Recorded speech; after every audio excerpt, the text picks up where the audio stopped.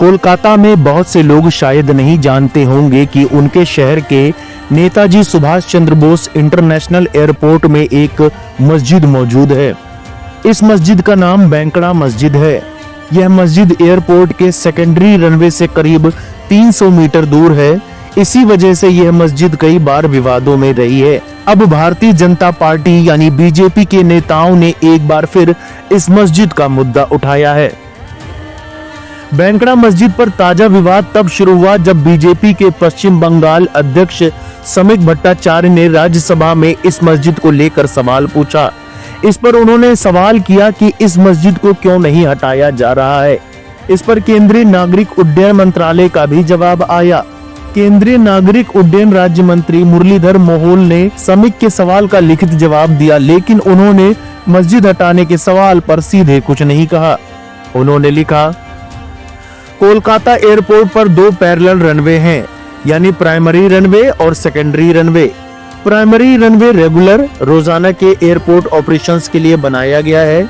Secondary runway का इस्तेमाल तब किया जाता है जब प्राइमरी रनवे उपलब्ध ना हो, जैसे कि शेड्यूल्ड मेंटेनेंस एक्टिविटी के दौरान। सेकेंडरी रनवे के अप्रोच एरिया में एक मस्जिद है जो उत्तरी साइड की दहलीज को 88 मीटर तक हटा देती है। इसी के बाद बीजेपी नेता अमित मालवीय ने इसी जवाब पर अपनी प्रतिक्रिया दी।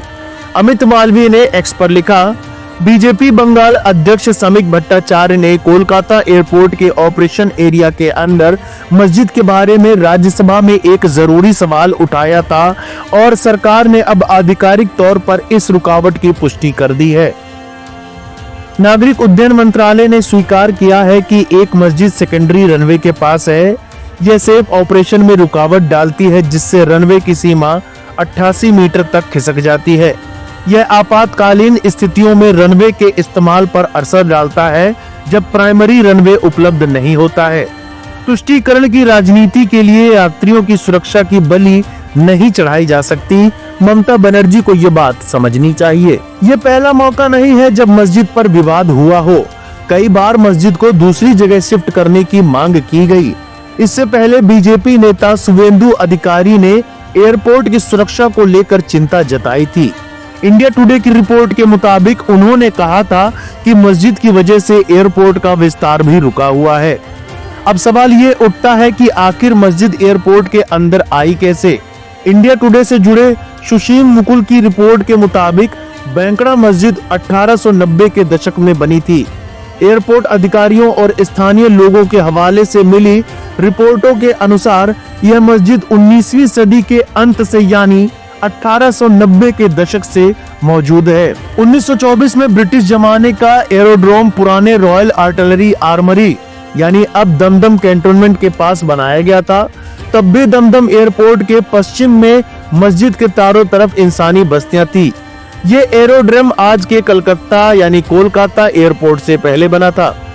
बाद में 1950 और 1960 के दशक में जैसे जैसे एयर ट्रैफिक बढ़ा, एयरपोर्ट की पश्चिम की ओर से विस्तार किया गया।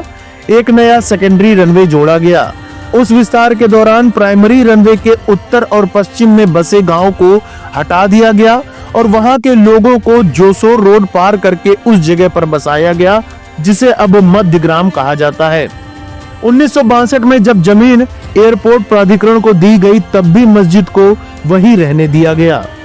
2019 में एयरपोर्ट अथॉरिटी ऑफ इंडिया यानी AAI ने मस्जिद तक सुरंग बनाने का सुझाव दिया था ताकि ऊपरी हिस्सा टैक्सी सर्विस के लिए इस्तेमाल हो सके, लेकिन सुरक्षा कारणों से प्रस्ताव अटक गया। 2023 में AAI ने एक बस सेवा भी शुरू की ताकि लोग सुरक्षित रूप से मस्जिद पहुंच सकें, लेकिन ये मेन रनवे तक पहुंचने के लिए इस्तेमाल किए जाने वाले टैक्सी वे से ओवरलैप होती थी। बाद में जैसे जैसे समय बीतता गया, एयरपोर्ट ऑपरेशन क्षेत्र के अंदर होने के बावजूद स्थानीय मुसलमानों का मस्जिद आना जाना जारी रहा। एक स्थानीय नमाज अदा करने वाले ने 2019 में टाइम्स ऑफ इंडिया को बताया कि मस्जिद का जिक्र हवाई अड्डे के जमीन के दस्तावेज में भी मौजूद है। इस खबर के बारे में आपका क्या कहना है, हमें कमेंट बॉक्स में जरूर बताएं।